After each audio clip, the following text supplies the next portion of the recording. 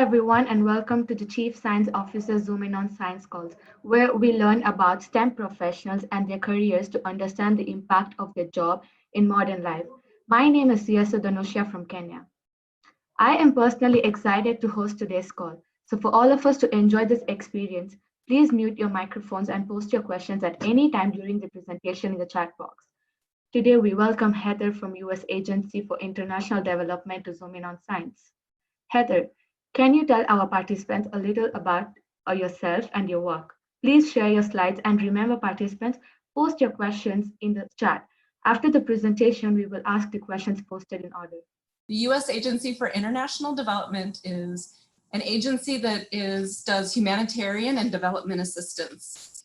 And what that means is that we go and help other countries set up systems, help with their governance processes, their health systems, education. When there's a crisis, we do humanitarian assistance. So for example, when there's an earthquake, like in Haiti and Nepal, the most recent, if there's a big war and people have to leave their homes and go to another country, we do refugee support and those types of things. This is a way that the American people help other developing countries reach success. How can they be their own country and help their own citizens? So that's where I work.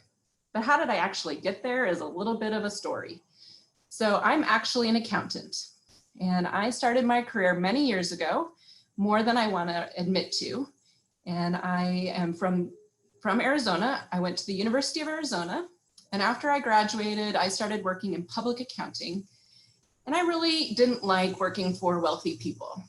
I thought it was kind of a drag. I'd have somebody call me and say, I really don't want to pay my taxes, figure out how I don't have to contribute so much to what's going on around me in both our country and then the taxes that go to, for example, my agency to help others. I feel like more philanthropic work was more suited for me. But it took me a little while to get there. I had to work in public accounting, and then I worked in private companies for a while. I did consulting on my own. And then I finally took the leap and joined the US Agency for International Development in 2010. And what an amazing experience it's been, because it took me to countries I would never have gone to, for example, Congo and Mali. I met an amazing husband in Congo, and I've learned a lot about what it means to work in different cultures and how to live in a multicultural family. That's the neat thing about USAID, is we're bringing diplomacy and development.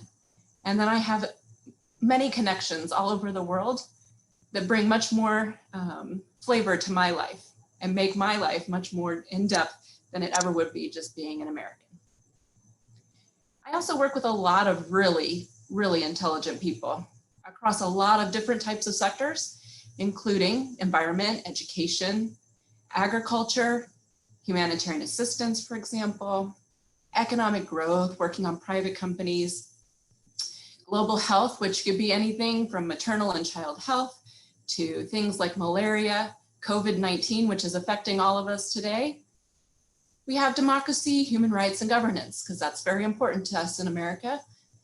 And then we have crisis, conflict, and instability, where we try and help countries that are going through a rough patch, figure out how to get their systems in place and provide the services to their people. But what's really interesting as a STEM person is there's a lot of science, technology that comes into all of these programs.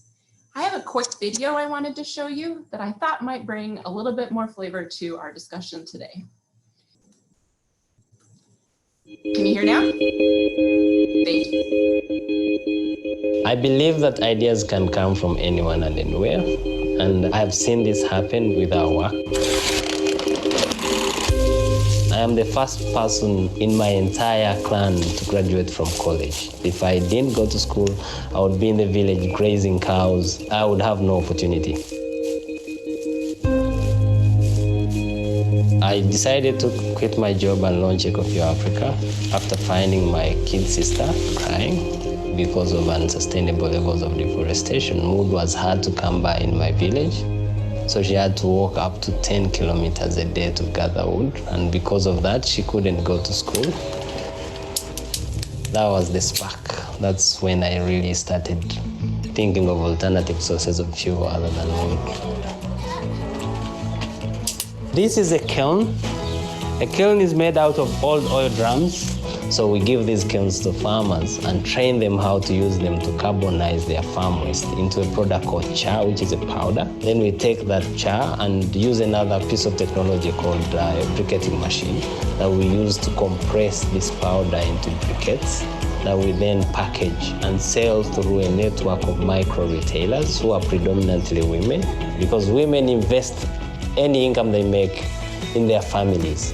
Ecofuel briquettes burn longer than traditional charcoal from wood, burn cleaner, so they are safe to use indoors, and cost much less than charcoal from wood, so they save people money. It took us more than a year to get a product that we could use. We had to fail many times, and after like a year, we had a product that people accepted. But our technology is still evolving. What I can say to fellow Ugandans who want to address challenges in their communities is you can never know what you can achieve unless you go out and try. So I found that story quite inspiring. It's one of the reasons I really enjoy working for USAID, is because we work with a lot of people who have a lot of great ideas, but just don't have the connections or don't have the resources.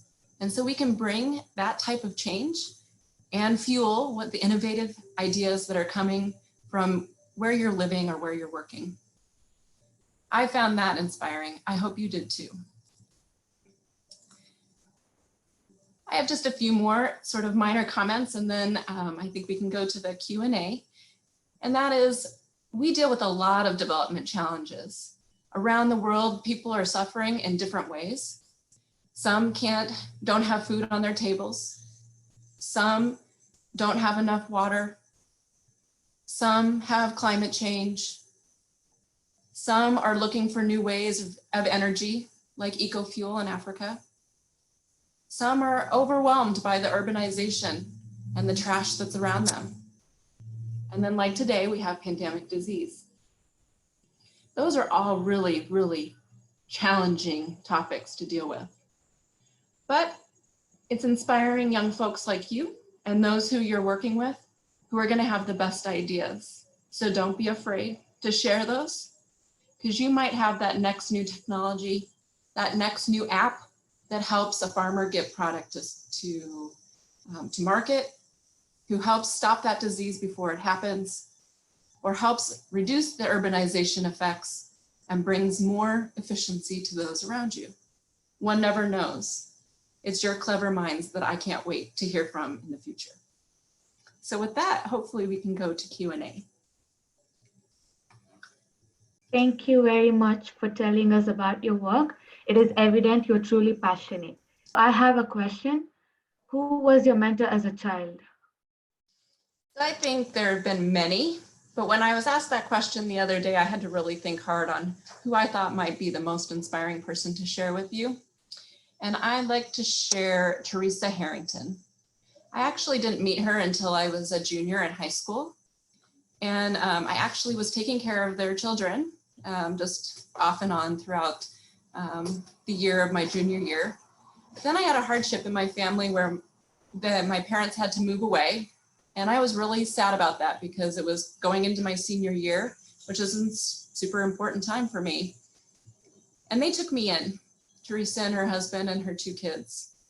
But I think the reason that I found her the most inspiring is that all through school, I had done really well. I got my high marks. I studied hard. I did what was expected, but I actually was really struggling. I couldn't read as fast as everybody else, and I felt inferior. I had asked the counselor at school for help, and she sort of just laughed at me and thought I was gaming the system, trying to find some kind of an out for some reason. It wasn't until I talked to Teresa about it that she actually found me a resource, and I actually was able to improve my reading speeds and was able to finally pass the test to go into college. I actually couldn't go to college right away. And I found that just amazing how I could have such high marks and not get into college. So I would say that Teresa was that mentor for me. She believed in me. She believed that I had a problem, and she let me air that problem. And I felt that that was the most important thing. Okay, that's really cool. Before we get to the participants' question, I have another question. Okay, so what advice would you give to your 14-year-old self? That's a hard one for me, I think. I am kind of an introvert by nature. I like reading my books. I like hanging out at home. COVID and having to work from home is really not a big deal for me because I could be shut in with sort of no sound for days on end. But when you're 14, it's really kind of hard to fit in when you're like that. And I think I would tell myself it's okay to be me. I think I worried too much about what others thought. And really, at the end of the day, it's really helped shape me. The time I spend learning from myself, learning from others in those books, and then being able to ask questions and connect in a different way than I think the extroverts are. Okay, thank you very much for your participation. Okay, so we have a question from Kelly. What has been your favorite project to work on so far? Wow. I think I would probably have to, I'd have to say, that's a hard one.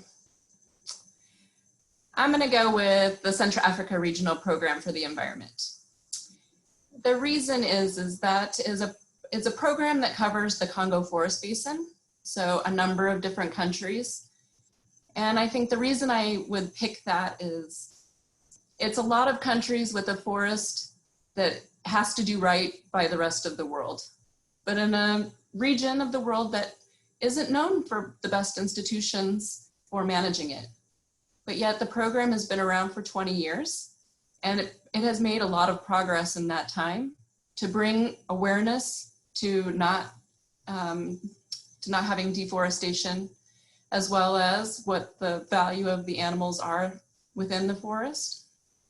And I think it's one of those projects that doesn't just touch on the lives of the people in the country, but the lives about the broader world around them.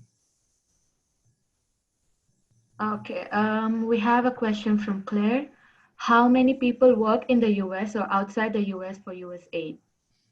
Okay, so that's a question I'm going to have to get back to you on. I actually don't remember the total numbers, but it's several thousand. So we have what we refer to as a mission in many different countries, predominantly Africa, Latin America. There are a few in Central and East Asia. We generally have overseas mission sizes of anywhere from 20 people up to a couple thousand. So it depends. Kenya, by example, is a regional mission for us. So there are a lot more people that are situated in Kenya than there are in others. For both the Congo and Mali, where I worked, the average size was about 150 people. We generally use a combination of different types of employees. So we have American diplomats, which would be my context. We generally have anywhere from 10 to 20 that are stationed at the mission. And the rest of our staff is local professionals. So people with technical expertise in their country and in the sector in which they work. In the United States, Washington, D.C. is obviously our biggest office as our headquarters with several thousand people. Okay, we have a question from CSO Dia from Kenya. Okay, as a person who loves being around nature, I would like to know, have you personally had an opportunity to work with an activist? If so, how was the experience and did it bring new ideas? I have not had a direct experience with an activist, but by extension, yes, when I did work with Carpe. I think if you take, for example, Virunga, which is a national forest in eastern Congo, It's an area where there are supposedly oil and gas reserves that people want to be able to tap into. But by doing that, there would be overall destruction of the Virunga forest. Very disheartening when you're trying to save that forest. There are a number of activists in that region, both international and locals. And I think what's empowering about what they have to say is they bring a level of not just the responsibility to themselves and to the forest, but how is it that money can drive everything around us? And I think that's what's more inspiring about their message, is that we too often think about making riches instead of what we can do, the social riches of people around us. Okay, thank you. Our next question comes from CSO Rudra from Kenya. States, what challenges did you have when you were entering USAID? So to get a job with USAID is a little bit different depending on which category you come in as. So as a Foreign Service Officer, the biggest challenge is whether or not they're actually hiring. So we are at the mercy of the US Congress. And unfortunately, for many, many years, USAID was unable to hire new staff. I was the fortunate beneficiary of a hiring period in between 2010 and about 2015, where they saw the value in increasing the amount of diplomats. I think the hardest thing for me was coming into government service and what that brings or what that entails, which is very different from working in a private company. To be a little bit more specific on what that means, private companies have a lot of flexibility. They tend to do what they want. Certainly they might have to follow some rules, whether by legislation or what their city or town or what the people around them want. But generally speaking, they're going to do what they want to make their profits. When you work for the government, you have to care about everybody, because everybody has a stake in something that you're doing, and not everybody is going to like it. So that's the difference. I would say if you're overseas, for example, in Kenya, and interested in a future in working with USAID, that's an equally difficult process to get through. You definitely have to show your experience. And unfortunately, in many countries, it's very difficult to get that first internship or to get that first experience that someone will find credible. So what I encourage people when I'm overseas, is to remember that there are a lot of things that you do to get experience that may not be paid. So things like this: how did you lead? How did you moderate? Use those experiences and apply them to whatever USAID would be looking for in that example. Okay, that's Hopefully amazing. I got all the question. We have a question from CSO Haley from Oregon. Okay, what was your educational path? Did you always know that what you wanted to do? I can definitely say I didn't always know. From about age 4, I always said I was going to be a pediatrician. And I got to college thinking I was going to be pre-med, and I made it 3 weeks. I hated being in chemistry and doing the lab. And I promptly went over to the business school. And then looking through all of their options, I said, ooh, I don't like marketing. That's too much excitement. And I picked accounting by just pointing at it. And I happened to be pretty good at it, somewhat mathy. And so that's where I kept my job. The interesting thing is I hate doing accounting every day. In fact, I search for every other opportunity to do something other than accounting.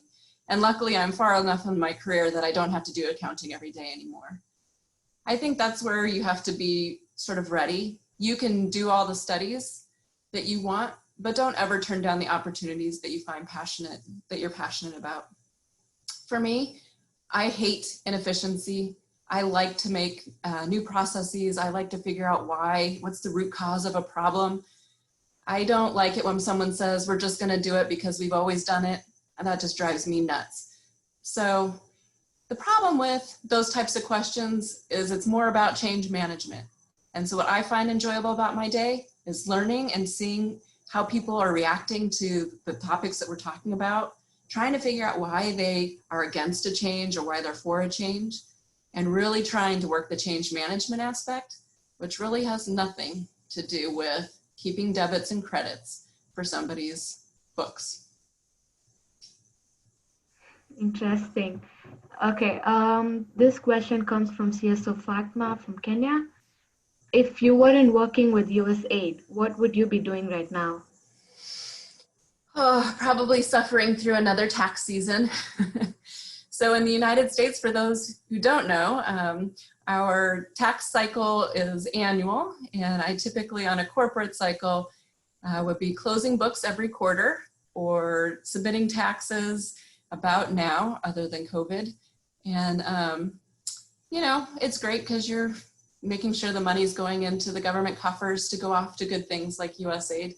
But that's probably where I would have been stuck had I not taken sort of the leap of faith that I needed to get out of what I was doing and change gears and work in a different industry.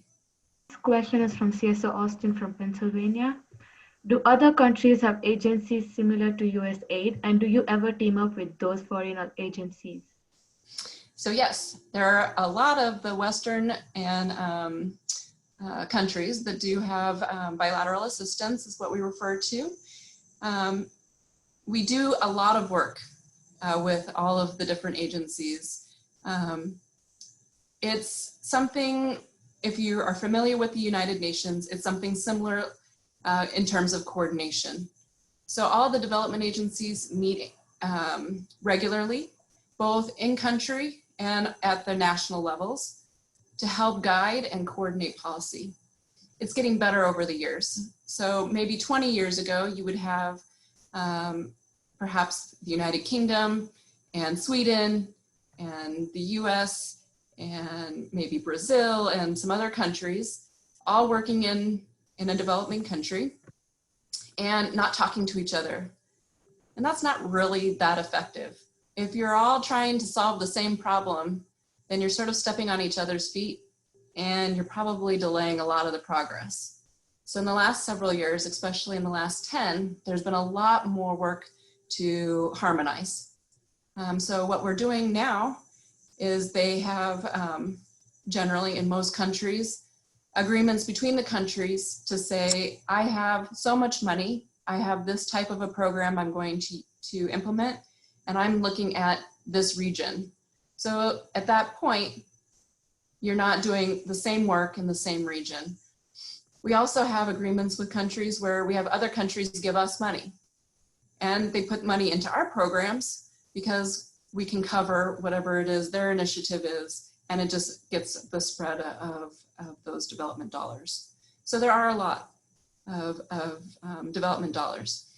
Now there's different types of assistance, right? So we're talking about actual giving of programs, health programs, or improving systems or government institutions. There are other countries that donate money for infrastructure. So maybe building roads, building dams, whatever the case may be. We do a lot less of that in the United States now, but over time or collectively, there are a different group of donor countries. Thank you so much. We have a question from CSO Vivek Raj from Kenya. How would you describe your availability? Can we get a little bit more precise? I'm not quite sure I understand the question. I'm just asking about her availability in terms of her job and spending time with her family. Okay. Thank you. I appreciate the clarification. So that's one thing I do appreciate with this job versus working in the private sector. I can tell you that before joining USAID as a consultant running my own company, I worked a lot. In fact, I was working 20 hours a day, 6 days a week. because I had to address all my clients. So a common day for me at that time was getting up at midnight my time, because I lived in San Diego and I needed to talk to whatever client was on a different continent many hours ahead of me. And then I would maybe take an hour or two off to get myself organized, go into clients, work all day, come home around 6, maybe give myself a couple hours, get a couple hours of sleep, and then I was right back at it. That's really not a good, healthy lifestyle. Thankfully, at the time, I was not married, and I certainly did not have my 6-month-old child. So things might have been very different had that been the case. What I do find here is that I continued that lifestyle that way because it was sort of programmed into me until about 2013, 2014. I, in fact, got exceptionally sick, actually almost died in the Congo from meningitis. And, you know, I was really disgruntled. I said I got medevaced to South Africa, then I had to go to the United States, and I actually had to end my tour and work from Washington. And I was like, I'm leaving my job behind. How can this possibly happen? But it was an amazing 7 months that I had to spend in the United States, not only just getting healthy physically, but it actually gave me a time to realize what was truly important in life. I was married by that point. My husband was certainly not wanting me to not be there the next day. But at the same time, it actually made me understand my staff a little bit better and how to give a different type of lifestyle that they were living in. I work in a lot of different cultures where being home with family is much more important than being in the office, where attending the funeral or the birthday or the marriage is what's more important. And I was really sort of missing that when I first started with USAID because I didn't really understand it myself. So until then, I didn't make that time.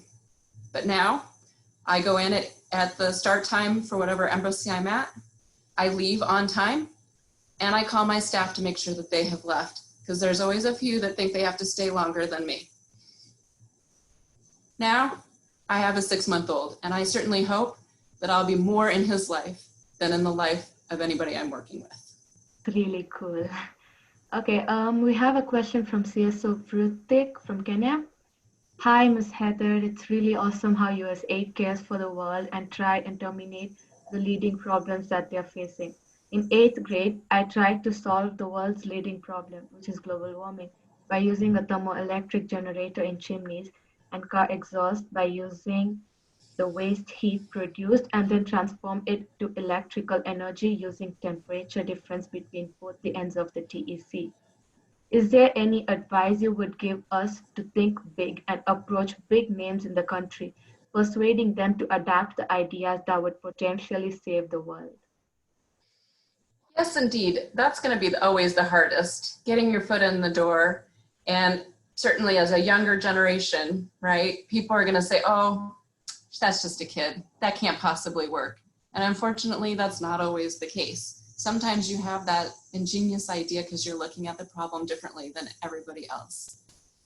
I have on my slides, and I can try and launch, is a link to our innovation lab. So USAID, as a big bureaucratic organization, I showed you all of the different sectors, but we also have what we call the innovation lab.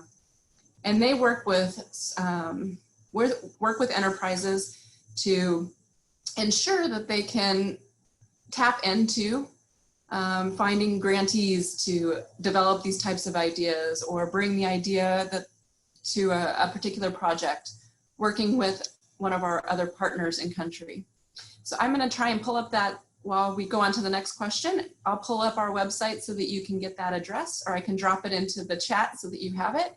And then that way you can see for yourself sort of more in depth all the different types of opportunities just through USAID, either from the Washington perspective or through our partners. Last question is from CSO Malhar from Kenya.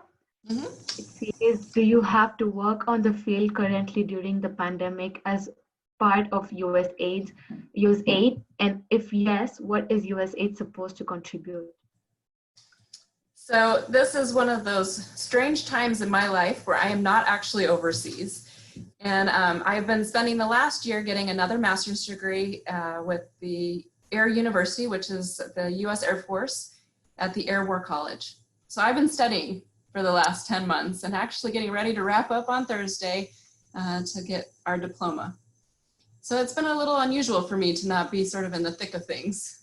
But what I can say is that USAID is responding internationally. So we have a task force that's looking at individual countries and what their needs may be. Typically, when Congress gives us money, which we call appropriating money, they tell us what we have to use it for. So it's going to go to a specific health program. It could be to fight cholera, for example.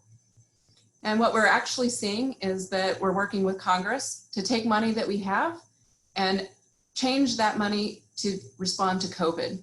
They have ventilators going out to particular countries that may need them.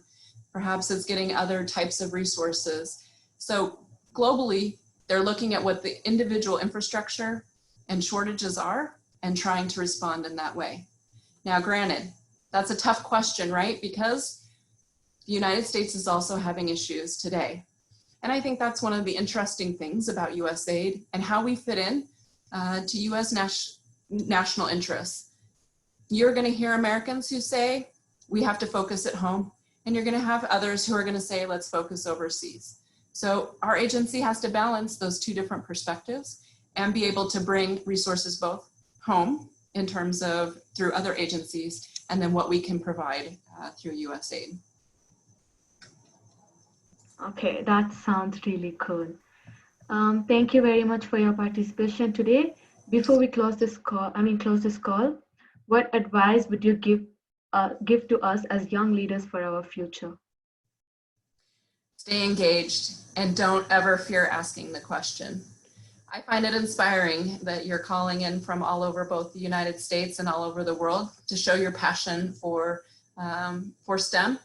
I think that's the first thing that you can embrace.